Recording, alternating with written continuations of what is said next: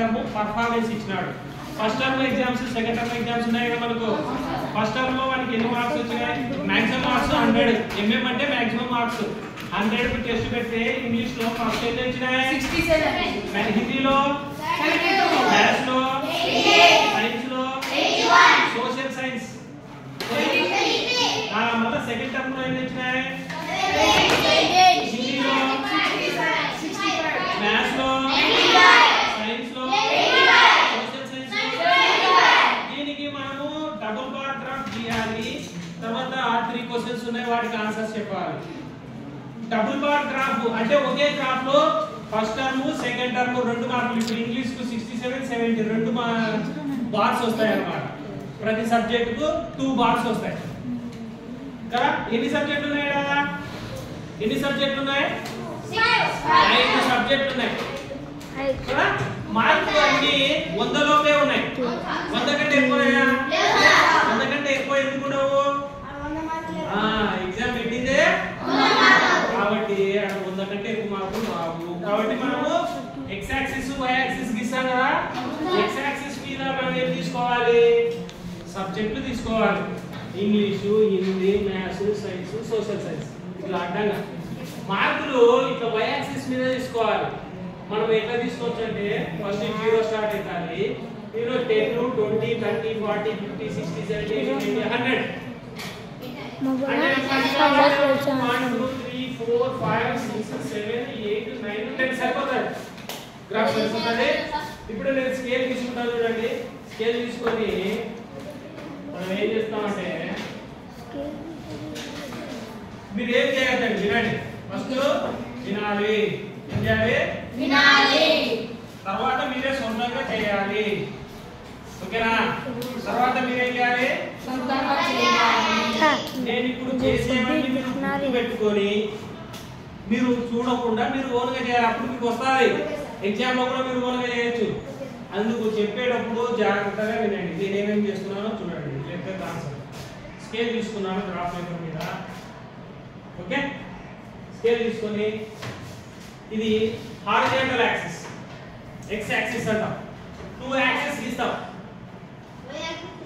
X axis Y axis.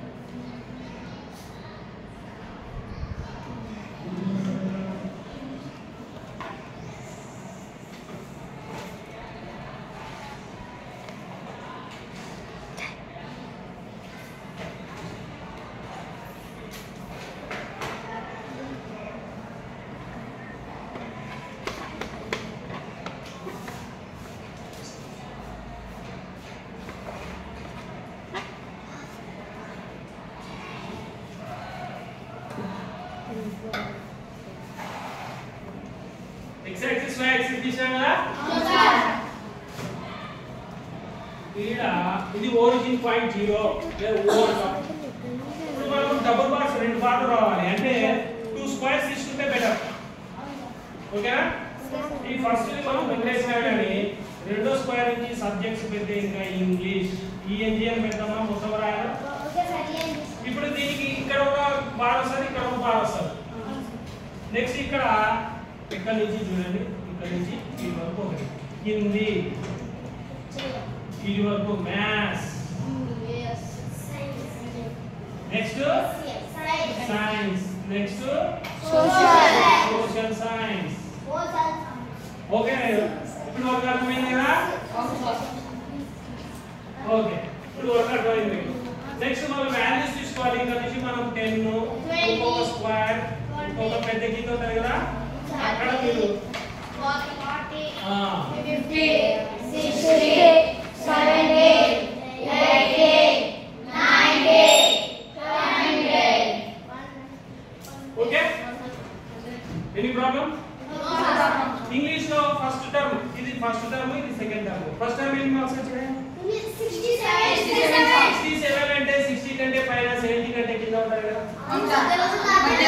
మధ్యలో అంటే 65 అవుతుంది. ఇప్పుడు ఒక్కొక్కటి మనం 1 మార్క్ తీసుకుంటే 7 మార్క్స్ తీసుకుంటే ఇక్కడ మధ్యలో 10 చిన్న గీతలు ఉంటాయా? 60 నుంచి 70 కి 61 22 23 అట్లా మనం ఇక్కడ 67 అనేది ఏమైతుంది? 69 68 67 రైట్ ఇది 67 ఓకే ఎందుకుంటున్నారా 67 మనం ఇప్పుడు మళ్ళా స్కేల్ తీసుకుందాం.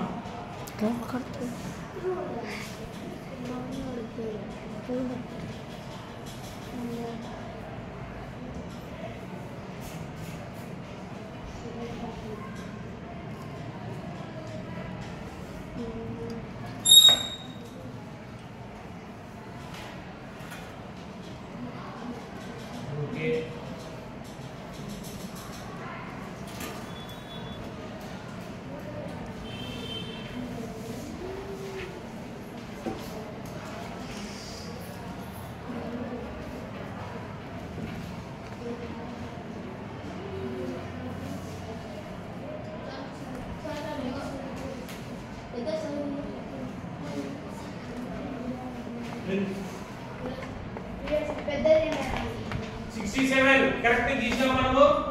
ఇప్పుడు సెకండ్ టర్మ్ లో తెచ్చిన మనకి ఇంగ్లీష్ లో 70 అనే కరెక్ట్ నెంబర్ కరెక్ట్ ఉంది కదా? ఇది కదా? అవును సార్.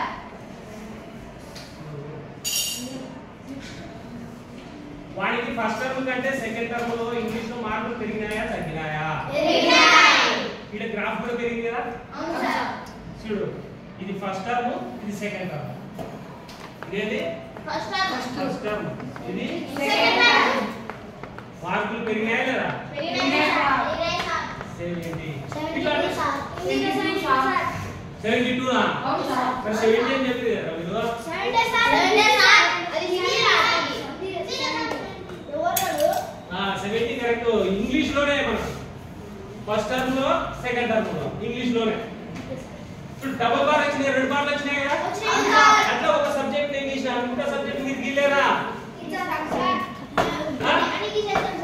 గీసారు కదా? ఇప్పుడు మనకు కలర్స్ కూడా కొట్టొచ్చుమా?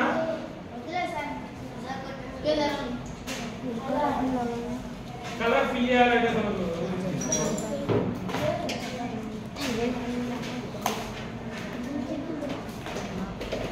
ఏ రకంగా బ్రష్ రాకుండా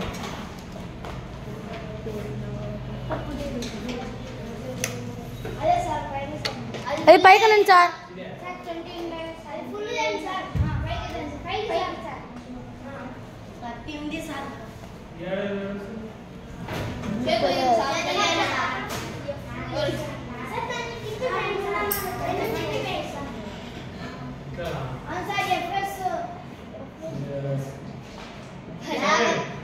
ఓకేనా? మీకు అర్థమైంది కదా? ఇంకో దానికి ఒక కలర్ తీసుకోవచ్చు మనం. కలర్ వద్దకుండా అవసరం లేదు. ఈ ఇంగ్లీష్ తీసాం. హిందీలో మీరు ఏం చేయాలి? ఫస్ట్ టర్మ్ ఎన్ని మార్క్స్? 72. 72 కా నుంచి ఈ నుంచి 70 పైన 2 చిన్న గీతలు. ఇది 72 అవుతారు. ఓకే. తర్వాత సెకండ్ టర్మ్ 60 కి 70 కి మధ్యలో ఉన్న గీత తీసుకోవాలి.